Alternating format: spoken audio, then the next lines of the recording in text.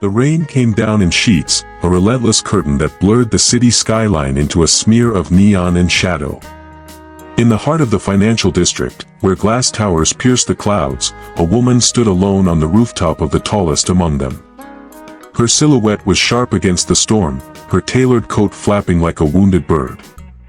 Eleanor Voss, the enigmatic billionaire whose empire had reshaped industries, was trembling.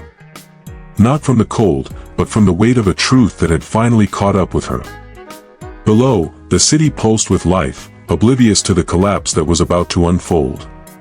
Her empire, her fortress of secrets, was crumbling, and she could feel the ground slipping beneath her feet. She clutched a worn photograph in her gloved hand, its edges frayed from years of quiet obsession. The image showed a man, his face half lit by the glow of a street lamp, his eyes carrying a warmth she hadn't seen in decades. A mechanic, of all things, with grease-stained hands and a smile that had once made her believe in something beyond power. She hadn't spoken his name in years, but tonight, it burned in her throat. "James," she whispered, her voice lost to the wind. The photograph trembled as her fingers tightened, as if she could hold on to the past itself. The rooftop door slammed open, and a figure emerged through the rain.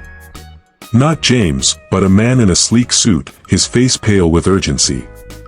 "Eleanor," he shouted, his voice barely cutting through the storm. "It's over. The board knows. The accounts, the hidden deals, they've unraveled everything."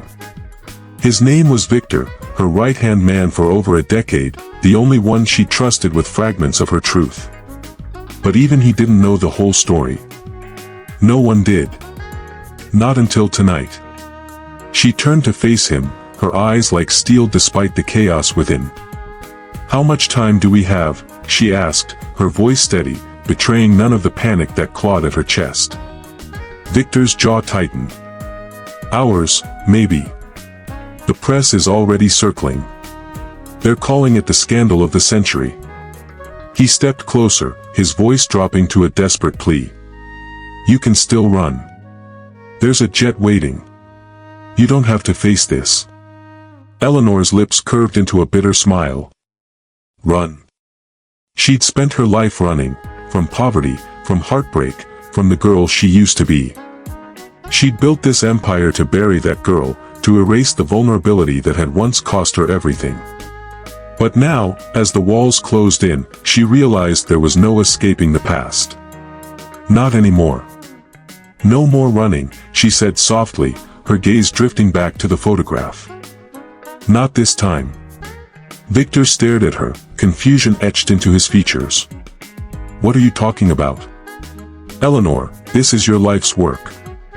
Everything you fought for, it's all falling apart." She didn't answer immediately. Instead, she slipped the photograph into her pocket and walked to the edge of the rooftop, staring down at the city that had crowned her and was now poised to destroy her. The wind tore at her hair, but she stood unmoved, a queen facing her execution. "I built this empire on lies," she said finally, her voice low but piercing. "Every deal, every victory, it was all to keep one truth hidden. And now that it's out, there's only one person who can save it." Victor frowned, stepping closer. "Who? The lawyers? The PR team?" "Eleanor, no one can stop this now."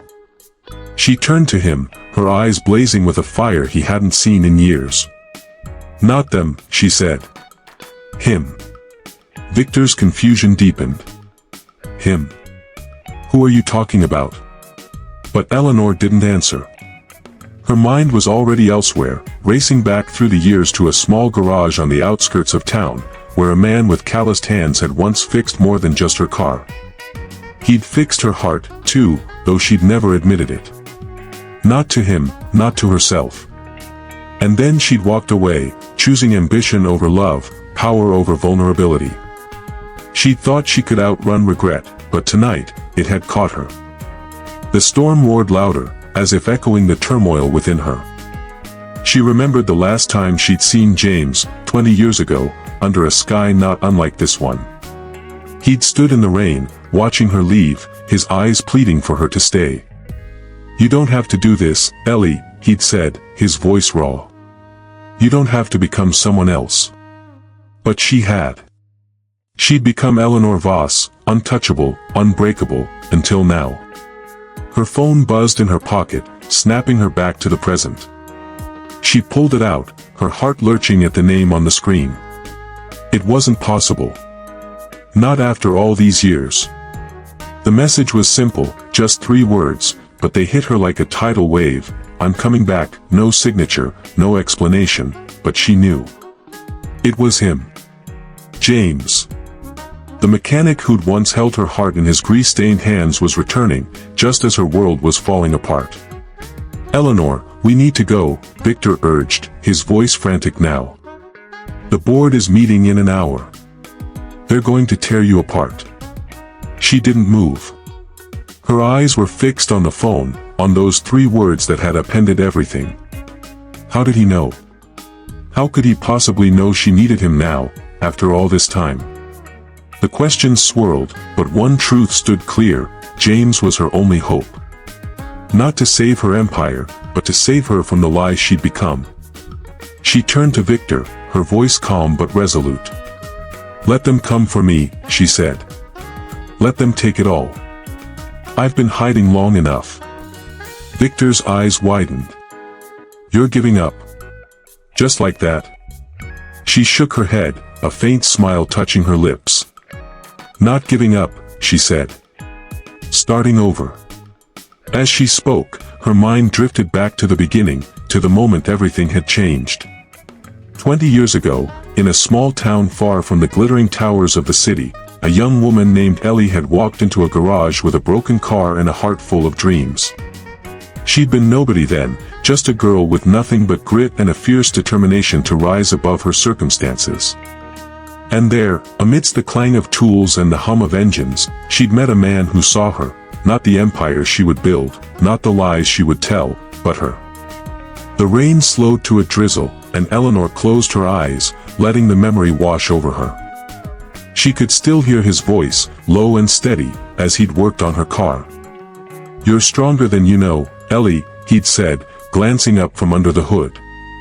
Don't let anyone tell you otherwise. She hadn't believed him then, not fully. But tonight, as her empire teetered on the brink, she clung to those words like a lifeline. Victor's voice broke through her thoughts. Eleanor, please. Tell me what's going on. Who is this man you're talking about? She opened her eyes, meeting his gaze with a clarity she hadn't felt in years. Someone I should never have left behind, she said. And if he's coming back, then maybe, just maybe, there's still a chance to make things right. The city below hummed with secrets, but none as heavy as the one Eleanor had carried all these years. Her empire had been built on a single lie, one that had grown too big to contain. And now, as the world prepared to judge her, the only man who could save her was the one she'd walked away from. The mechanic. The love she'd buried. The truth she'd hidden from everyone, even herself. She took a deep breath, the photograph in her pocket feeling heavier than ever. 6 years ago, she said softly, almost to herself, I made a choice. And it cost me everything. Victor stared at her, waiting for more, but she only turned back to the city, her heart pounding with a mix of fear and hope. Somewhere out there, James was coming. And with him, the answers to questions she'd been too afraid to ask. The storm was fading, but the real tempest was just beginning.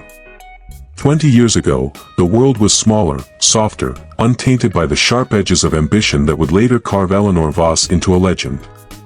Back then, she was just Ellie, a girl with a battered suitcase and a heart full of dreams too big for the dusty roads of her hometown. The air smelled of gasoline and wildflowers as she stepped out of a creaking bus, her shoes crunching on the gravel outside a small garage on the edge of nowhere. Her car, an old sedan that coughed more than it ran, had given up miles back, leaving her stranded and desperate. She was 22, broke, and determined to make it to the city, where she believed her future waited. But first, she needed a miracle. Or at least a mechanic. The garage was a humble affair, its sign faded, its windows smudged with years of neglect. Inside, the clatter of tools and the low hum of a radio filled the air, a comforting chaos that felt like home to someone who'd never really had one. Ellie pushed open the door, her heart pounding with a mix of nerves and stubborn resolve. She didn't have the money to fix her car, but she'd figure it out. She always did. That's when she saw him, James, though she wouldn't learn his name for another hour. He was bent over an engine, his hands moving with a quiet confidence that made the world seem less daunting. His flannel shirt was rolled up to his elbows, revealing arms streaked with grease, and when he looked up, his eyes caught the light, warm and steady, like a fire on a cold night. "You look like you're a long way from home," he said, wiping his hands on a rag as he stood. His voice was low, unhurried, with a hint of a smile that made Ellie's defenses waver. She straightened, brushing a strand of hair from her face, and tried to sound tougher than she felt. "My car broke down a few miles back," she said. "I need it fixed. Fast." He raised an eyebrow, not mocking, just curious, and gestured for her to lead the way. As they walked to her car, the silence between them wasn't awkward but alive, as if the universe was holding its breath. James worked under the hood while Ellie stood nearby, arms crossed, pretending she wasn't watching him. The sun dipped low, painting the sky in hues of orange and pink, and the world felt softer, like it was giving her permission to pause. "You headed somewhere big?" he asked, not looking up from the engine. She hesitated, then nodded. "The city. I'm going to make something of myself." Her voice was fierce, as if daring him to doubt her. He didn't. Instead, he glanced at her, his eyes holding hers for a moment longer than necessary. "I believe you," he said simply, and something in Ellie's chest loosened, like a knot she hadn't known was there. They talked as he worked, the conversation flowing as easily as the breeze. She told him about her dreams, not the specifics, but the shape of them, the hunger to rise above the hand she'd been dealt. He listened, not with pity, but with a quiet respect that made her feel seen. He shared little about himself, only that he'd grown up fixing things, that he liked the satisfaction of making something broken whole again. "People, cars, they're not so different," he said, a half-smile tugging at his lips. "Sometimes they just need someone to believe they can still run." Ellie didn't know why those words stayed with her, but they did, burrowing deep. When he finished, the car purred like it hadn't in years, and Ellie's relief was tempered by a pang of something she couldn't name. She reached for her wallet, knowing it was nearly empty, but James waved her off. "This one's on me," he said, and when she protested, he added, "Just promise you'll keep going. Don't let anything stop you." His eyes held hers again, and for a moment, she wondered what it would be like to stay, to let someone like him anchor her. But the city was calling, and she'd learned long ago not to trust soft moments. They always faded. As she climbed into the driver's seat, James leaned against the car, his hands in his pockets. "If you ever need anything," he said, "you know where to find me." He handed her a scrap of paper with the garage's number scrawled in his messy handwriting. She took it, her fingers brushing his, and the brief contact sent a shiver through her. "Thanks," she said, her voice softer than she meant it to be. She drove away, the garage shrinking in her rearview mirror, but his face lingered in her mind, a snapshot she couldn't shake. That night, under a sky heavy with stars, Ellie stopped at a diner, the paper still in her pocket. She unfolded it, tracing the numbers with her fingertip, and for a fleeting moment, she imagined calling him, not for help, but just to hear his voice. But she didn't. She folded the paper and tucked it away, telling herself it was just a moment, just a kindness from a stranger. She had a city to conquer, a life to build. There was no room for detours, no space for a mechanic with warm eyes and a smile that made her heart stutter. Years later, she would look back on that day and wonder how different things might have been if she'd stayed, if she'd let herself believe in the possibility of him. But back then, Ellie was a girl on fire, burning with ambition, and she couldn't see the cost of what she was leaving behind. The city loomed ahead, a glittering promise of power and control, and she drove toward it, unaware that the man she'd met in that garage would one day hold the key to everything she'd built, and everything she'd lost. The memory faded, and Eleanor Voss stood on the rooftop, the rain now a faint drizzle. The photograph in her pocket felt like a stone, heavy with the weight of choices made and chances missed. She'd left James behind, but he'd never truly left her. And now, as her empire crumbled, his message burned in her mind, "I'm coming back." She didn't know how he'd found her, or why he was returning after all these years. But one thing was certain, the past was catching up, and it wasn't done with her yet. The city was a beast, all sharp edges and restless hunger, but Ellie embraced it like a lover. 20 years ago, she'd arrived with nothing but a suitcase, a repaired car, and a fire in her chest that refused to be snuffed out. The memory of James and his quiet garage faded as she threw herself into the grind, determined to claw her way up from the bottom. She worked odd jobs, waitressing, cleaning offices after hours, anything to keep her afloat while she studied the city's pulse. It was in those late nights, poring over business books in a cramped apartment that smelled of damp and despair, that she began to build the blueprint of her empire. But even then, in the shadows of her ambition, a small piece of her clung to the memory of a mechanic's smile, though she buried it deep, where it couldn't soften her resolve. Her days were a blur of exhaustion and defiance. The apartment she rented was a single room, its walls stained with the ghosts of past tenants, the radiator hissing like an angry cat. She shared it with a stray tabby she'd named Grit, who curled up on her lap as she worked through the nights. The cat was her only companion, a silent witness to the dreams she whispered to herself when the world felt too heavy. "I'm going to be someone," she'd say, her voice fierce against the hum of the city outside. "I'm going to make them all see." But who they were, she wasn't sure, her absent father, the mother who'd given up on her, or maybe just the girl she'd been, the one who'd felt small and powerless. Ellie's first break came by chance, or perhaps by fate, though she'd never admit to believing in such things. She was serving coffee at a rundown diner, her apron stained with grease, when she overheard a conversation at the counter. Two men in cheap suits were discussing a failing textile factory, their voices thick with frustration. "No one can turn that place around," one said, tossing a crumpled napkin aside. "It's a sinking ship." Ellie's ears pricked up. She'd been reading about supply chains, about inefficiencies that could be exploited. She didn't know much, but she knew enough to see an opportunity where others saw ruin. That night, she stayed up until dawn, her fingers stained with ink as she sketched out a plan. It was audacious, reckless even, a proposal to streamline the factory's operations, cut costs, and pivot to a new market. She had no credentials, no capital, just a mind that refused to quit and a stubborn belief that she could do better than those men in suits. The next day, she marched into the factory's office, her heart pounding, and demanded a meeting with the owner. The receptionist laughed, but Ellie stood her ground, her voice steady as she said, "Tell him I can save his business." Maybe it was her audacity, or maybe it was the desperation in her eyes, but the owner agreed to see her. The meeting was a gamble, every word a tightrope walk. The owner, a grizzled man named Harold, leaned back in his chair, skepticism carved into his face. But Ellie spoke with a fire that made him listen. She laid out her plan, her hands gesturing as if she could shape the future with them.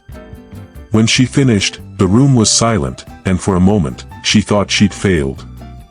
Then Harold leaned forward, his eyes narrowing. "You've got guts," he said. "If you're wrong, I lose everything. If you're right, well, let's just say I'm curious." He gave her a chance, a small contract to prove herself. It was the crack in the door she needed. Ellie threw herself into the work, sleeping in snatches, living on coffee and sheer will. She learned on the fly, navigating suppliers, workers, and the endless bureaucracy of a dying industry. There were moments when she faltered, nights when the weight of her own inexperience threatened to crush her, when she'd stare at the ceiling and wonder if she'd been a fool to think she could do this.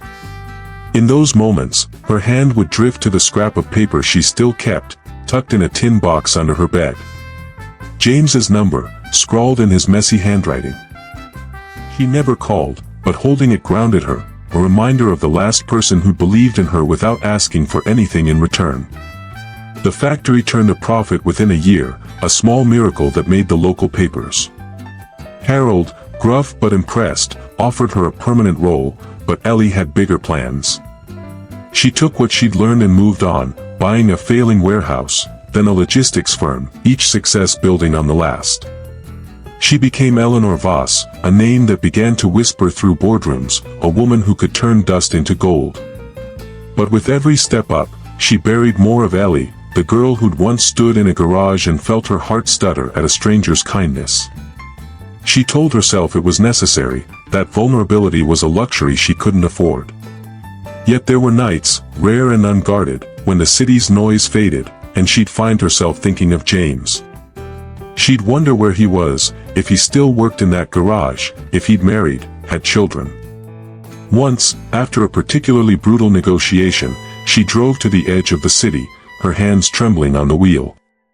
She stopped at a gas station, the neon lights casting shadows that reminded her of that long-ago night. She pulled the scrap of paper from her glove compartment, her thumb brushing over the faded ink. She almost dialed the number, her heart racing with a longing she couldn't name. But then her phone rang, a client, a crisis, and she shoved the paper back, the moment slipping away like so many others. Eleanor's empire grew, but so did the lie at its heart. Every deal, every acquisition, was a brick in the wall she built to protect her past. She'd come from nothing, and she'd made sure no one knew. Her official biography spoke of a privileged upbringing, a fabricated pedigree that smoothed her path in a world that valued lineage over grit. She became untouchable, her life a carefully curated performance. But the scrap of paper stayed with her, hidden in a locked drawer, a silent rebellion against the woman she'd become. Now, standing on the rooftop, the rain of faint mist against her skin, Eleanor felt the weight of that lie more than ever.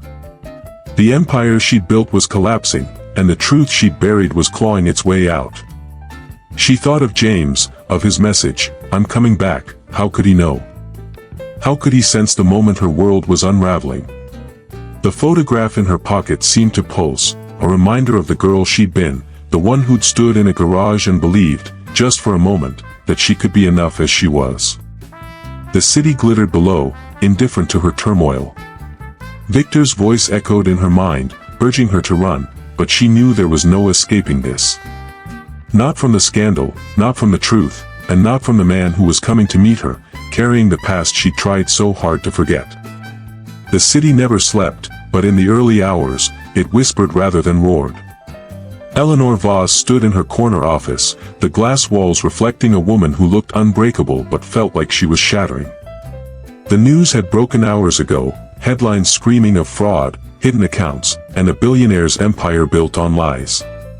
Her phone buzzed relentlessly, a chorus of panicked advisors and furious investors, but she ignored it. Her eyes were fixed on the city below, its lights flickering like the memories she'd tried to bury. The photograph of James, still tucked in her pocket, felt like a heartbeat against her chest, a reminder of the life she'd left behind.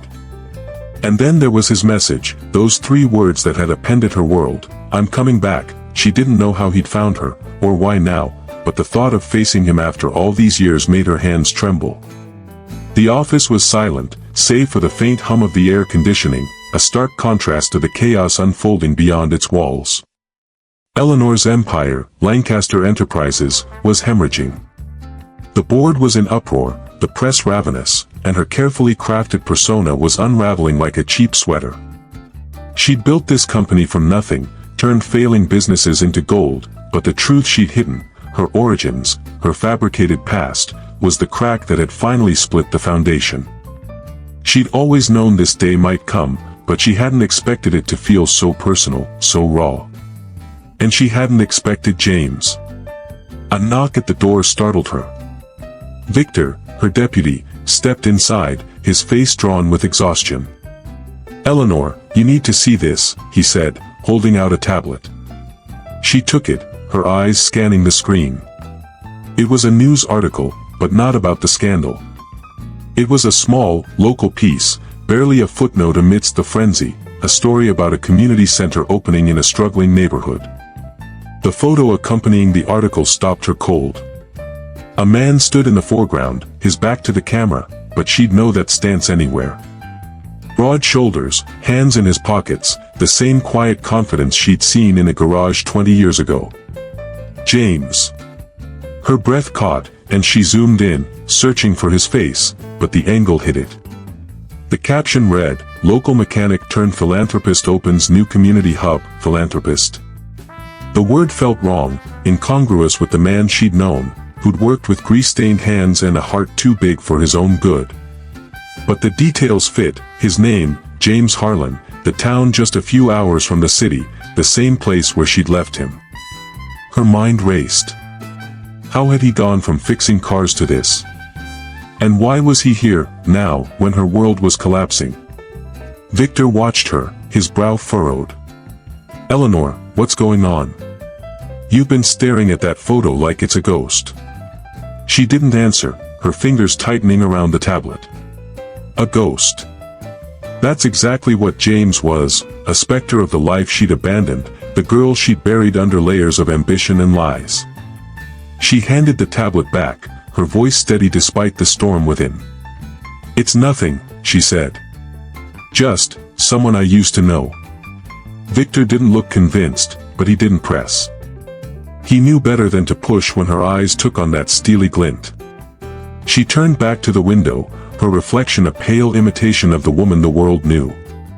The article had mentioned the community center's opening ceremony, set for tomorrow. James would be there, in the flesh, not just a memory or a photograph. The thought made her chest tighten, a mix of longing and dread. She'd spent years convincing herself he was better off without her, that he'd moved on, built a life free of her complications. But his message suggested otherwise. "I'm coming back, for what? To save her, as she told Victor? Or to confront the woman who'd walked away without a word?" Her thoughts were interrupted by a soft chime from her desk. An email, marked urgent, from an unfamiliar address. She opened it, her heart lurching as she read the subject line, "Ellie, we need to talk." No one called her Ellie anymore, not since she'd become Eleanor Voss. The message was brief, almost cryptic, *, "I'll be at the center tomorrow. I know what's happening. Let me help, *. It was signed simply J. Her knees felt weak, and she gripped the edge of the desk, the room tilting around her. He knew. Not just about the scandal, anyone with a phone knew that, but something deeper, something she'd hidden even from herself. She closed the email, her mind spiraling. How could he know? She'd erased her past, rewritten her story so thoroughly that even she sometimes believed the lie. But James had always seen through her, even when she was just a girl with a broken car and a chip on her shoulder. She remembered the way he'd looked at her, not with judgment, but with a quiet understanding that made her feel exposed. "You're stronger than you know," he'd said, and she'd carried those words through every battle, every triumph.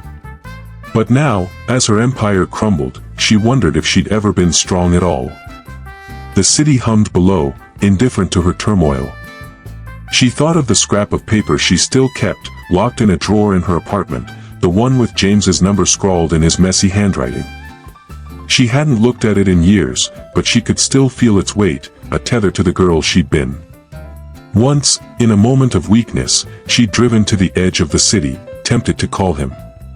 She'd stopped herself, afraid of what she'd find, afraid he'd hate her, or worse, that he wouldn't. Now, he was coming to her, and she wasn't ready. Victor's voice broke through her thoughts. "Eleanor, the board's demanding a statement. You can't stay silent forever." She nodded absently, her mind elsewhere. "I'll handle it," she said, though she had no idea how. The board, the press, the investors, they were vultures circling a corpse, but they weren't her real fear. Her fear was standing in a community center tomorrow, looking into the eyes of a man who knew her before she became a lie. She left the office, the city's lights blurring as she walked to her car. The photograph in her pocket felt heavier with every step, a reminder of the past she couldn't outrun. Tomorrow, she'd face James. Tomorrow, she'd learn what he knew, and why he thought he could save her. But tonight, She was alone, a billionaire on the brink, haunted by a mechanic's smile and a truth she'd spent a lifetime hiding. The community center was a modest building, its brick facade softened by ivy and the chatter of a small crowd gathered for the opening.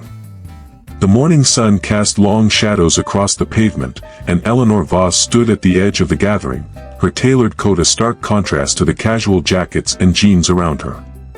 She'd come alone, telling Victor she needed air, though the truth was she needed answers. The email from James, Ellie, we need to talk had burned through her thoughts all night, leaving her restless and raw. Her empire was collapsing, the press tearing her apart, but none of that felt as urgent as this moment. Somewhere in this crowd was the man she'd left behind, the one who'd promised to come back when she needed him most. She scanned the faces, her heart a tight knot in her chest. The air smelled of coffee and fresh paint, and children darted through the crowd, their laughter a sharp reminder of a life she'd never allowed herself to imagine. She adjusted her sunglasses, a flimsy shield against the vulnerability she felt. Eleanor Voss didn't do vulnerable, not in boardrooms, not in headlines, and certainly not in public. But today, she wasn't Eleanor. She was Ellie, or at least the ghost of her, standing on the precipice of a past she tried to bury. The ceremony began with a local official at a podium, his voice crackling through a cheap microphone. Eleanor barely listened, her eyes searching for James. She spotted him before he saw her, and the sight stopped her breath. He stood near the entrance of the center, speaking to a group of volunteers, his flannel shirt rolled up to his elbows, just as she remembered. His hair was streaked with gray now, his face lined with years she hadn't witnessed, but his presence was unchanged, steady, grounded, like a tree that had weathered countless storms. He laughed at something a volunteer said, and the sound carried across the crowd, a low rumble that tugged at a memory she'd locked away. She took a step forward, then stopped, her courage faltering. What would she say? I'm sorry I left you. I'm sorry I became someone else, the words felt hollow, inadequate against the weight of 20 years. She'd built an empire to escape the girl who'd loved him, but standing here, she felt that girl clawing her way back. Her hand brushed the photograph in her pocket, the one she'd carried since the scandal broke. It was a lifeline, a reminder of why she was here, not to save her company, but to face the truth. The official finished speaking, and the crowd applauded, moving toward the center's entrance for the ribbon cutting. Eleanor stayed rooted, watching as James stepped forward, a pair of oversized scissors in his hand. The article had called him a philanthropist, but he looked like the mechanic she'd known, his movements unpretentious, his smile genuine. As he cut the ribbon, the crowd cheered, and his eyes swept over them, landing on her. For a moment, the world stopped. His gaze held hers, and she saw recognition flicker in his eyes, followed by something deeper, surprise, maybe, or pain. She couldn't tell. But he didn't look away, and neither did she. The crowd surged forward, pulling them apart as people streamed into the center. Eleanor followed, her pulse racing, her sunglasses now tucked into her pocket. Inside, the center was bright, with colorful murals and the hum of conversation. She moved through the rooms, her eyes tracking James as he greeted guests, his warmth drawing people like moths to a flame. She lingered near a display of children's artwork, pretending to study the drawings while stealing glances at him. He was different, yet the same. Older, yes, but still the man who'd fixed her car and her heart in a single night. Ellie? His voice was soft, but it cut through the noise like a blade. She turned, and there he was, standing just a few feet away. The crowd seemed to fade, leaving only the two of them, the air thick with unspoken words.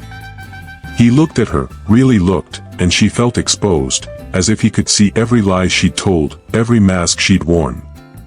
"It's you, isn't it?" he said, his voice steady but laced with something raw. She nodded, her throat tight. "James," she managed, her voice barely above a whisper. It was the first time she'd said his name aloud in years, and it felt like a confession. He stepped closer, his eyes searching hers, and she noticed the faint scar above his eyebrow, the one she traced with her fingertip in a memory she tried to forget. "I saw the news," he said. "I knew you'd be in trouble. But I didn't expect to see you here." Her hands trembled, and she clasped them together, forcing herself to meet his gaze. "I got your message," she said. "You said you could help. How did you know?" Her voice was sharper than she intended, a defense against the emotions threatening to spill over. James didn't flinch. "I've been watching you for years, Ellie," he said. "Not in a creepy way, just keeping tabs. Your name's hard to miss these days." He paused, his eyes softening. "When I heard about the scandal, I knew it wasn't just about money. I knew it was about you." Her chest tightened, a mix of gratitude and fear. He'd seen her, even from afar, when she'd thought she was invisible. "Why now?" she asked, her voice cracking. "Why come back after all this time?" He hesitated, and for a moment, she thought he wouldn't answer. Then he said, "Because I made a promise. I told you I'd be there if you needed me.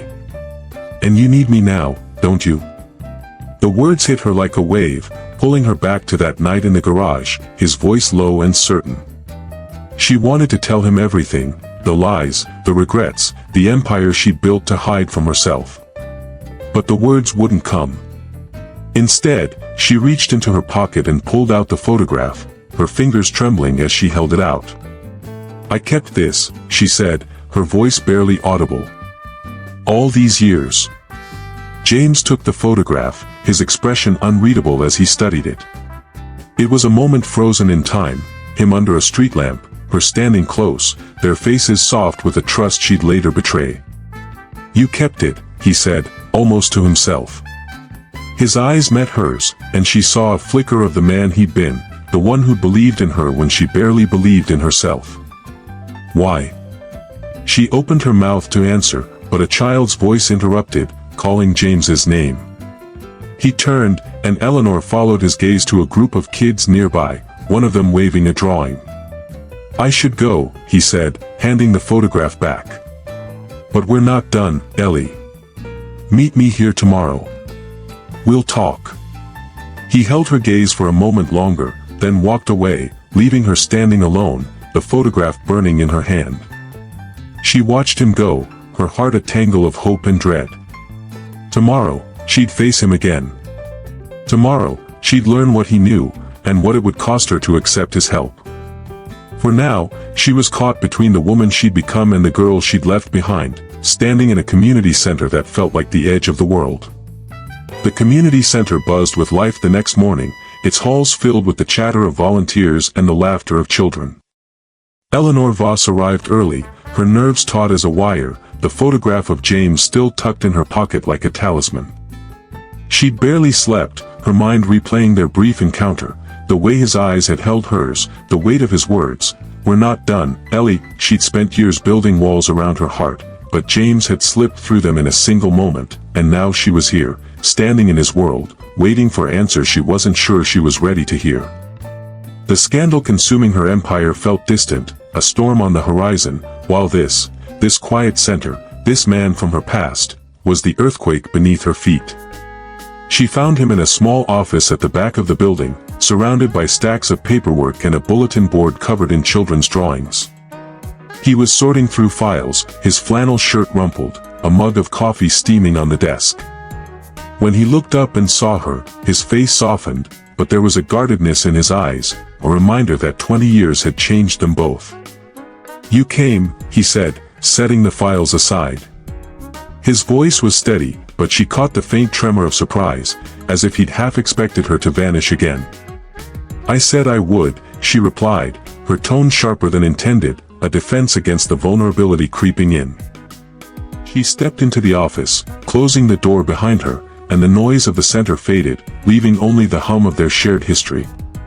She wanted to ask him everything, how he'd found her, what he knew, why he cared, but the words stuck in her throat. Instead, she stood there, her hands clasped tightly, the billionaire reduced to a woman unsure of her next step. James gestured to a chair, but she remained standing, too restless to sit. He leaned back against the desk, his arms crossed, and studied her with an intensity that made her feel exposed. "You look different," he said, not unkindly. "But I'd know those eyes anywhere." The words were simple, but they hit her like a current, pulling her back to a night under a street lamp, when his gaze had made her feel like she was enough. She swallowed, forcing herself to focus. "You said you could help," she said. "What do you know, James? And why now?" He didn't answer immediately. Instead, he reached into a drawer and pulled out a small, worn notebook, its pages yellowed with age. He opened it, revealing a list of names and dates, some crossed out, others circled. Eleanor's breath caught as she recognized her own name, written in his familiar scrawl, underlined twice. "I've been keeping track of you," he said, his voice low. "Not just you, others, too. People who left the town, who made something of themselves. But you were different. I always knew you'd go far, Ellie. I just didn't know how far." Her heart pounded, a mix of gratitude and unease. "You've been watching me?" she asked, her voice tight. He shook his head, a faint smile tugging at his lips. "Not like that. I saw your name in the papers, on TV. Eleanor Voss, the woman who built an empire from nothing. But I knew the truth, even if you hid it. I knew you were Ellie, the girl who drove away in a fixed-up sedan, chasing a dream bigger than anyone could imagine." She felt a pang, sharp and unexpected, at the way he said her name, Ellie, not Eleanor. It was a name she'd buried, a skin she'd shed, but hearing it from him made her want to reclaim it, if only for a moment. "That doesn't explain why you're here," she said, her voice softer now, searching his face for answers. "Or what you think you can do about my situation." The word felt inadequate, a flimsy cover for the scandal tearing her life apart. James set the notebook down and stepped closer, his eyes locking onto hers. "I know about the lie," he said, his voice steady but weighted with something deeper, regret, maybe, or resolve. "The one you've been carrying since you left. You built your empire on a story that wasn't yours, and now it's catching up. I don't know all the details, but I know enough. And I know you're not the person the headlines are making you out to be." Her knees felt weak, and she gripped the back of the chair for support. He knew. Not just about the scandal, but the lie at the heart of her empire, the fabricated past, the invented pedigree that had opened doors and silenced doubts. She'd told herself it was necessary, a small price to pay for the life she'd built. But standing here, under his gaze, she felt the shame of it, raw and unrelenting. "How?" she whispered. "How could you possibly know?" He hesitated, then reached into his pocket and pulled out a small, tarnished keychain, shaped like a crescent moon. It dangled from his fingers, catching the light, and Eleanor's breath caught. She'd had one just like it, a cheap trinket she'd bought at a gas station the night she'd left town. She'd given it to him as a thank you, a fleeting gesture before she drove away. "You left this in my truck," he said, his voice quiet. "I kept it. And when I saw your name in the news, years later, I started digging. Not to hurt you, Ellie. To understand." Her eyes burned, and she looked away, unable to bear the weight of his kindness. She'd spent years convincing herself he'd forgotten her, that their moment in the garage was nothing more than a footnote in his life. But he'd kept her keychain, her name, her story, all these years. "Why didn't you reach out?" she asked, her voice breaking. "If you knew, why wait until now?" James's expression darkened, a shadow passing over his face. "I tried," he said. "A few years after you left, I called the number you gave me. It was disconnected. I wrote letters, sent them to every address I could find. They all came back. You didn't want to be found, Ellie. And I respected that. But when I saw the news, I couldn't stay away. Not this time." The room felt smaller, the air heavy with the weight of missed chances. She wanted to tell him she'd kept his number, too, that she'd almost called 100 times, that she'd driven to the edge of the city once, her heart in her throat. But the words wouldn't come. Instead, she reached out, her fingers brushing the keychain in his hand. The metal was cool, worn smooth by time, and the touch sent a shiver through her, a bridge between then and now. "James," she said, her voice barely audible, "what do you want from me?" He looked at her, his eyes soft but unyielding. "I want to help you face the truth," he said. "Not just for you, but for everyone your lie has hurt. Including you." She pulled her hand back, the keychain glinting between them, and felt the first crack in the armor she'd worn for so long. Tomorrow, they'd talk again. Tomorrow, she'd decide if she could trust him with the wreckage of her life. For now, she was caught in the pull of his gaze, wondering if redemption was possible after all. The community center was quiet now, the evening casting long shadows through its windows as Eleanor sat alone in the small office where she'd spoken to James earlier. The keychain he'd shown her lay on the desk, its crescent moon shape glinting faintly under the fluorescent light.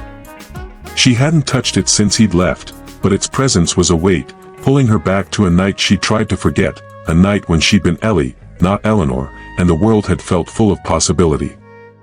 Her empire was crumbling, the headlines growing uglier by the hour, but all she could think about was James's words. "I know about the lie," he'd seen through her, just as he had 20 years ago, and now she was teetering on the edge of a truth she'd buried so deep it had become part of her.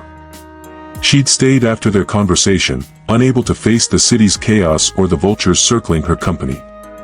James had been called away to help with a volunteer event, leaving her with the keychain and a promise to return. She'd meant to leave, to retreat to her office or her apartment, but something held her here, in this place that felt like an extension of him. The walls were covered with thank you notes from families, photos of smiling kids, evidence of a life built on kindness rather than conquest. It was so different from her world of glass towers and ruthless deals, and yet it felt more solid, more real. Her phone buzzed, a reminder of the life she'd paused. Another email from Victor, marked urgent, * the board's calling for your resignation. You need to respond, * she ignored it, her eyes drifting back to the keychain.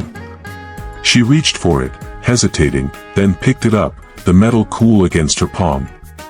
It was such a small thing, a trinket she'd given James on a whim, yet he'd kept it all these years. The realization made her chest ache, a mix of guilt and longing. She'd walked away from him, from the girl she'd been, but he'd held on to her, even when she'd made herself impossible to find. The door opened, and an older woman entered, her arms full of folders. She wore a volunteer badge with the name, Clara, pinned to her sweater. "Oh, I didn't realize anyone was here," Clara said, pausing.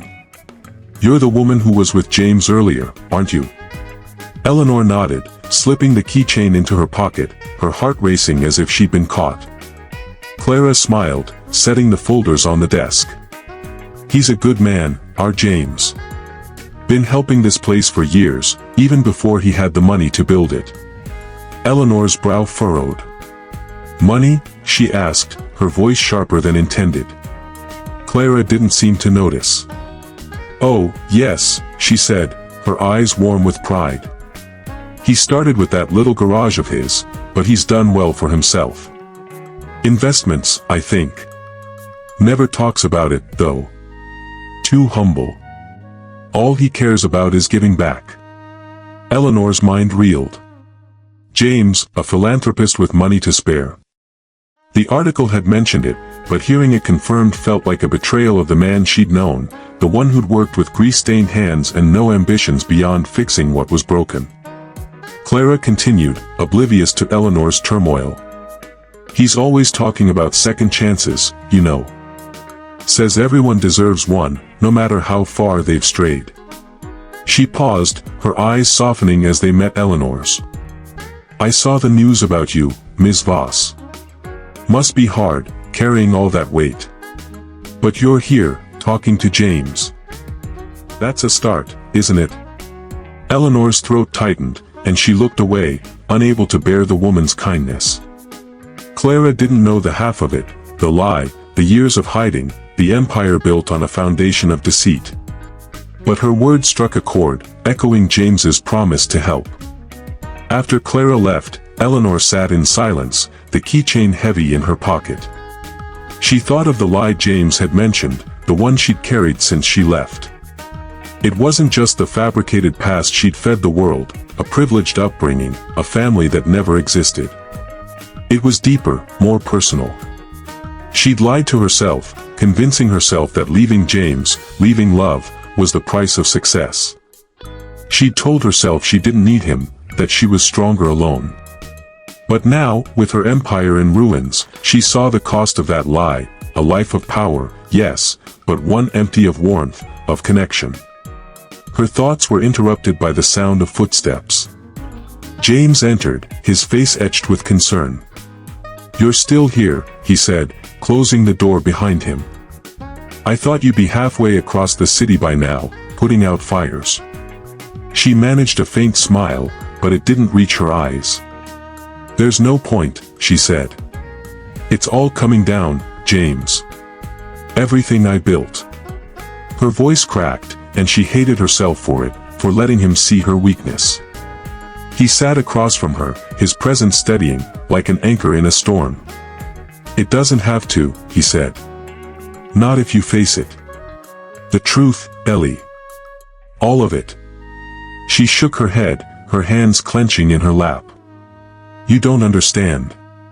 If I tell the truth, I lose everything. My company, my reputation, She trailed off, unable to say the word freedom. The lie had protected her, but it had also trapped her, and now the walls were closing in. James leaned forward, his eyes intense. "You're wrong," he said. "You won't lose everything. You'll lose the lie, and that's all it's ever been. The girl I met 20 years ago, she was enough. She didn't need to pretend." His words cut deep, tearing at the armor she'd worn for so long. She stood, pacing the small room, her heart racing. "You don't know what it was like," she said, her voice rising. "I had nothing, James. Nothing. I had to become someone else to survive." He stood, too, closing the distance between them. "I know," he said, his voice soft but firm. "I know because I saw you, Ellie. Not the billionaire, not the headlines. You. And I'm telling you, you don't have to keep running." She stopped, her breath hitching, and for a moment, they stood there, inches apart, the past and present colliding. She wanted to believe him, to let go of the lie and the empire it had built. But fear held her back, a cold grip around her heart. Her hand brushed the keychain in her pocket, and a memory flashed, James tying it to her wrist, his fingers gentle, his voice a promise. "If you ever need me, you know where to find me." She looked into his eyes, and for the first time, she saw not just the man she'd left, but the man he'd become, someone who'd built a life of meaning, who'd kept her memory alive when she tried to erase it. "Ellie," he said, his voice breaking through her thoughts, "let me help you. Not because I owe you, but because I never stopped caring." The words were a lifeline, but they also terrified her. She took a step back, her hand tightening around the keychain. "I need time," she said, her voice barely audible. "I need to think." He nodded, his eyes never leaving hers. "Take all the time you need," he said.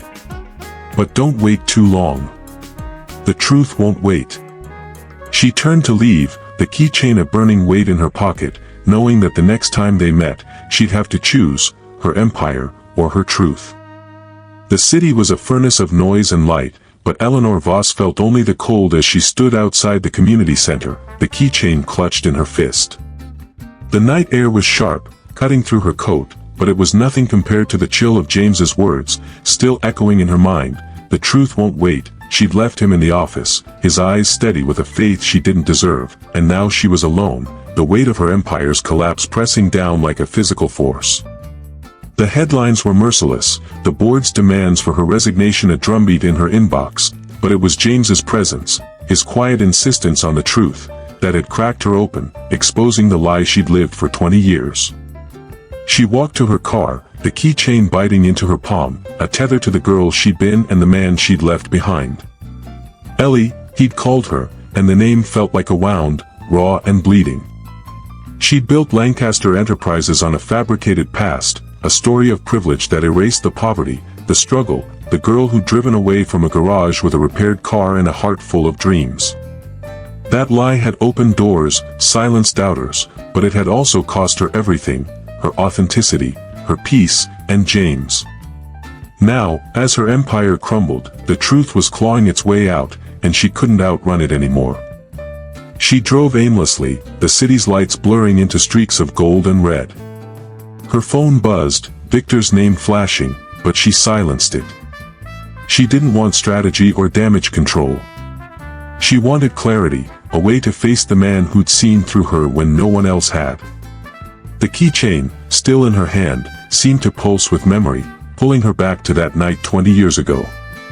She'd given it to James as a thank you, a fleeting gesture, but he'd kept it, a silent vow to hold on to her. And now, he was here, offering to help her unravel the lie that had defined her life. She pulled over, her hands trembling as she opened the glove compartment and retrieved the scrap of paper she'd kept all these years, James's number, scrawled in his messy handwriting. She'd never called, but she'd carried it like a talisman, a reminder of the last person who'd believed in her without asking for anything in return. Her fingers hovered over her phone, the urge to dial almost overwhelming. But what would she say? Asterisk, I'm sorry. I need you. I'm not who you think I am. Asterisk, the words felt inadequate, a flimsy bridge across 2 decades of silence. Instead, she drove to the community center, the only place that felt real amidst the chaos. It was late, the building dark, but a light glowed in the office window. James was still there, as if he'd known she'd return. She parked, her heart pounding, and walked to the door, the keychain now in her pocket alongside the photograph. She knocked, and when he opened the door, his face softened, though his eyes held a question. Ellie, he said, stepping aside to let her in. I didn't think you'd come back tonight. She didn't sit, too restless, too exposed. The office was the same, papers, drawings, the warmth of his presence, but it felt different now, charged with the weight of what she was about to do. You said you know about the lie, she began, her voice unsteady. But you don't know everything. He leaned against the desk, his arms crossed, waiting. She took a breath, her hands clenching, and then the words came, raw and unfiltered, like a dam breaking. I didn't just lie about my past, she said, her voice low but fierce. I lied about who I was. Ellie, she was real, James. She was me, before I decided I had to be someone else. I grew up with nothing, less than nothing. No family, no safety net. I was a kid who ate out of dumpsters some days, who slept in bus stations. When I met you, I was running from that, from her.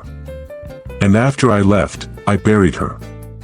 I invented Eleanor Voss, rich, polished, untouchable. I told the world I came from money, from a life that never existed. It was the only way I could get in the door, the only way they'd listen. Her voice cracked, but she didn't phospholipids stop. Every deal, every company I built, it was all to keep that lie alive. I thought if I stopped, if I let anyone see the truth, it would all fall apart. And now it has. The board, the press, they've found the cracks, the hidden accounts I used to cover my tracks. They're calling it fraud, but it's more than that. It's me, James. It's the lie I became. He didn't move, didn't interrupt, but his eyes never left hers, steady and unjudging. She felt the weight of his silence, the space he was giving her to unravel. When I saw you yesterday, she continued, her voice quieter now, it wasn't just the scandal that brought me here. It was you. You knew me before the lie, before I lost myself. And when you said you could help, I didn't know if I could face you. Because facing you means facing her, Ellie. The girl I abandoned. She stopped, her chest heaving, the truth laid bare between them. James stepped closer, his voice low, almost a whisper. "Ellie," he said, "you didn't abandon her. You survived. You did what you had to do. But you don't have to keep hiding. Not from me, not from the world." His words were a bomb, but they also stung, because she wasn't sure she could believe them. Not yet. She reached into her pocket, pulling out the photograph and the keychain, and placed them on the desk, a surrender of sorts. "I kept these," she said, her voice breaking. "All these years, I kept them. I told myself it was nothing, just nostalgia. But it was more. It was you, James. The only person who ever saw me and didn't ask me to be someone else." He looked at the photograph, his expression unreadable, then back at her. "I kept you, too," he said, his voice raw. "Not just the keychain, not just your name in a notebook. I kept the memory of you, Ellie. The girl who was going to take on the world. And I'm not here to judge you. I'm here to help you find her again." Tears burned her eyes, and she turned away, unable to bear the weight of his compassion. "It's too late," she said, her voice barely audible. "The board's meeting tomorrow. They'll take everything. And the truth, it'll destroy what's left." She started for the door, her heart a storm of fear and regret. James called after her, but she didn't stop, the photograph and keychain left behind, a piece of her heart abandoned once more. She stepped into the night, the city's lights harsh against her tears. The truth was out, spoken aloud for the first time, and it felt like a death. But as she walked away, James's voice lingered, a faint hope in the darkness. "I'm here to help you find her again." She didn't know if she could, or if she deserved to. But for the first time in years, she wanted to try. The city was a gray blur as Eleanor Voss sat in her apartment, the lights off, the silence heavy with the weight of her confession. The photograph and keychain were gone, left on James's desk like relics of a life she'd forsaken. She'd walked away from him again, not because she wanted to, but because the truth she'd spoken had stripped her bare, leaving her with nothing but regret and a hollow ache where her empire used to be. The headlines screamed louder now, the board's ultimatum looming like a guillotine, but it was James's face, his steady, unjudging eyes, that haunted her. He'd offered her a chance to reclaim Ellie, the girl she'd buried, but she wasn't sure she had the strength to reach for it. Her apartment, once a symbol of her triumph, felt like a mausoleum. The sleek furniture, the priceless art, the view of the city she'd conquered, it all mocked her now, a reminder of the lie she'd lived. She sat on the floor, her back against the couch, her phone dark beside her. Victor had called a dozen times, his messages a desperate plea to fight, to salvage what was left of Lancaster Enterprises. But she couldn't face him, not when she was still reeling from the truth she'd laid bare to James. She'd admitted everything, the fabricated past, the hidden accounts, the girl she'd erased to become Eleanor Voss. And James hadn't turned away. He'd looked at her with a compassion that broke her more than any scandal could. She closed her eyes, and the memory of that night in the garage flooded back. James, his hand stained with grease, his voice a quiet promise, "You're stronger than you know." She'd carried those words through every battle, every triumph, but now they felt like a rebuke. She'd been strong, yes, but at what cost? She'd built an empire to escape her past, only to find it was a cage, locking her away from the only person who'd ever seen her truly. And now, with everything collapsing, she was alone, the billionaire reduced to a woman grieving the life she might have had. Her thoughts were interrupted by a faint knock at the door. She ignored it, assuming it was Victor or a reporter bold enough to breach her building's security. But the knock came again, softer, insistent. She rose, her heart thudding, and opened the door to find a small envelope on the mat, no one in sight. Her name, *Ellie*, was written on it in a familiar scrawl. James. She picked it up, her hands trembling, and stepped back inside, closing the door as if the world might intrude. The envelope contained a single sheet of paper, folded neatly, and a small, folded drawing. She unfolded the paper first, her breath catching as she read his words, Ellie, I don't know if you'll read this, but I can't let you walk away again without saying this. You're not the lie you think you are. You're the girl who fought for a dream, who built something from nothing. You made mistakes, but they don't define you. If you're ready to face the truth, I'll be here. Not to save your empire, but to help you find yourself. The drawing is from a kid at the center. He said it's for the lady who looked sad. I think he means you, it was signed simply, James. She unfolded the drawing, her eyes burning. It was a child sketch, crude but heartfelt, a woman with dark hair, standing under a bright sun, a smile on her face. The simplicity of it undid her, a reminder of the world James had built, one where kindness mattered more than power. She sank to the floor, the letter and drawing in her lap, and let the tears come. Not the restrained tears of a billionaire, but the raw, aching sobs of a woman who'd lost herself and was only now beginning to understand how to return. The memory of James's voice echoed, "I'm here to help you find her again." She'd run from that offer, terrified of what it meant to let go of Eleanor Voss. But sitting here, in the dark, she saw the truth, not the lie she'd told the world, but the deeper one she'd told herself. She believed she had to be alone, that love was a weakness, that Ellie was too small to survive in a world that valued wealth over heart. James had seen through that, just as he'd seen through her 20 years ago, and he was still here, offering her a chance to rewrite her story. She stood, the letter and drawing still in her hand, and walked to the window. The city stretched out below, its lights cold and distant. She thought of the board meeting tomorrow, the vultures waiting to tear her apart. She could fight, as Victor urged, clinging to the empire she'd built. Or she could let it go, face the truth, and find the girl James believed in. The choice was hers, but for the first time, it felt like a choice, not a sentence. She opened her laptop, her fingers hesitating over the keys. Then she began to type, not a press release or a defense, but a letter to the board. "I've spent my life hiding who I am," she wrote, but I'm done running. "My name is Ellie, and I come from nothing. Everything I built with my own hands, but I made mistakes. I lied to you, to the world, to myself. I'm stepping down, not because you've demanded it, but because I need to find the truth again." She didn't send it, not yet. But writing it felt like a step, a crack in the armor she'd worn too long. She thought of James, of the community center, of the drawing in her hand. She wanted to see him, to tell him she was trying, that she wasn't ready to give up on Ellie.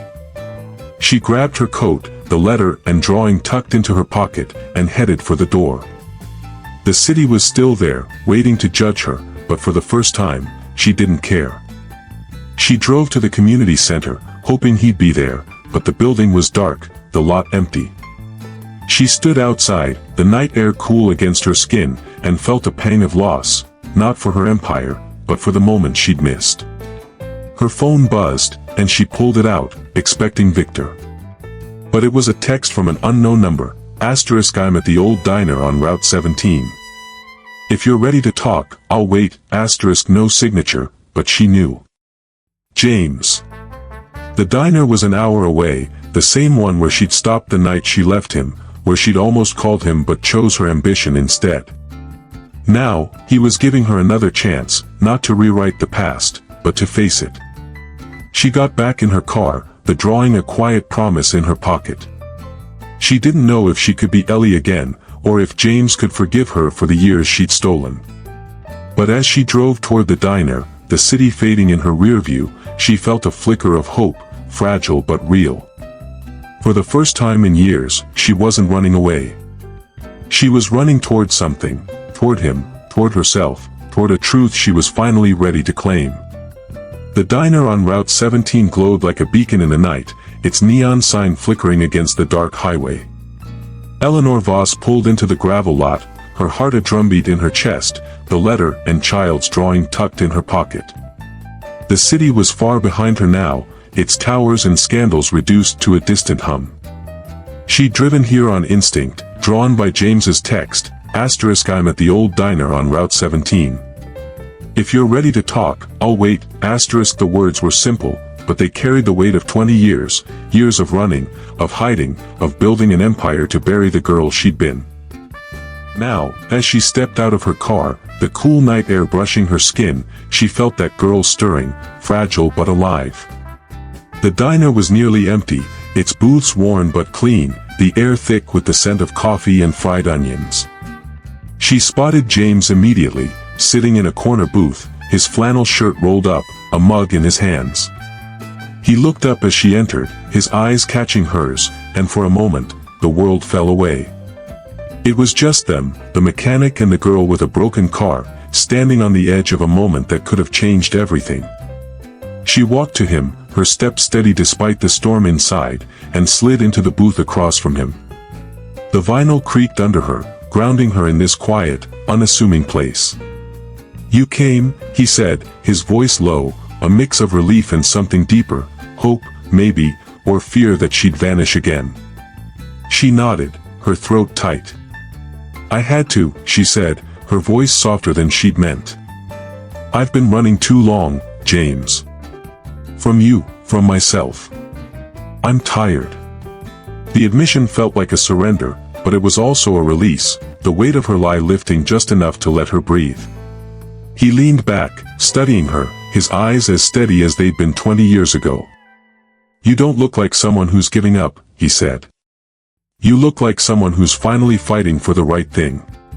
His words struck her, a reminder of the man who'd seen her strength when she couldn't see it herself. She reached into her pocket, pulling out the child's drawing, and placed it on the table between them. The smiling woman under a bright sun stared up, a child's vision of hope. "This made me come," she said. "This, and your letter. You said I could find myself again. I want to believe you." James's gaze softened, but he didn't reach for the drawing.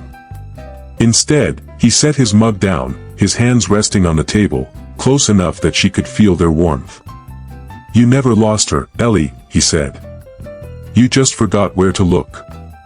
That girl who walked into my garage, she's still in you. The fire, the grit, the heart. You don't need an empire to prove it." His words were a lifeline, but they also hurt, because she'd spent so long believing she had to be Eleanor Voss to matter. She looked down at the drawing, her fingers tracing the crayon lines. "I wrote a letter to the board," she said, her voice barely above a whisper. "I told them the truth, about my past, my lies, everything. I haven't sent it yet. I'm scared, James. If I do this, I lose everything I built." Her eyes met his, searching for the certainty she'd always found there. "But if I don't, I lose me." He reached across the table, his hand covering hers, the touch gentle but firm. "You won't lose you," he said. "Not if you're honest. Not if you let people see the real you. The world doesn't need another billionaire, Ellie. It needs you." His hand was warm, steady, and for the first time in years, she didn't pull away. She let herself feel it, the connection, the trust, the possibility of a life beyond the lie. The diner's jukebox clicked on, a soft country song filling the silence, and she remembered the radio in his garage, the way it had hummed in the background as they talked. "I kept your number," she said, her voice breaking. "All these years, I kept it. I almost called so many times, but I was afraid. Afraid you'd hate me, or that you'd moved on." She paused, her eyes burning. "Why didn't you?" James's thumb brushed over her knuckles, a small gesture that anchored her. "I did move on, in a way," he said. "I built a life, helped people, found purpose. But you were always there, Ellie. Not as a ghost, but as a reminder of what it felt like to believe in someone. I never hated you. I just wished you'd let me in." Tears slipped down her cheeks, and she didn't wipe them away. "I'm letting you in now," she said, her voice raw. "I don't know what happens next, James. I don't know if I can fix this, or if the world will forgive me. But I want to try. With you, if you'll let me." The words were a leap, a risk greater than any deal she'd ever made, but they felt right, like coming home. He didn't answer with words. Instead, he squeezed her hand, his eyes holding hers, and in that moment, she saw the man who'd fixed her car and her heart, the man who'd waited 20 years for her to return. The jukebox played on, the diner's lights casting a soft glow, and she felt a peace she hadn't known since that night in the garage.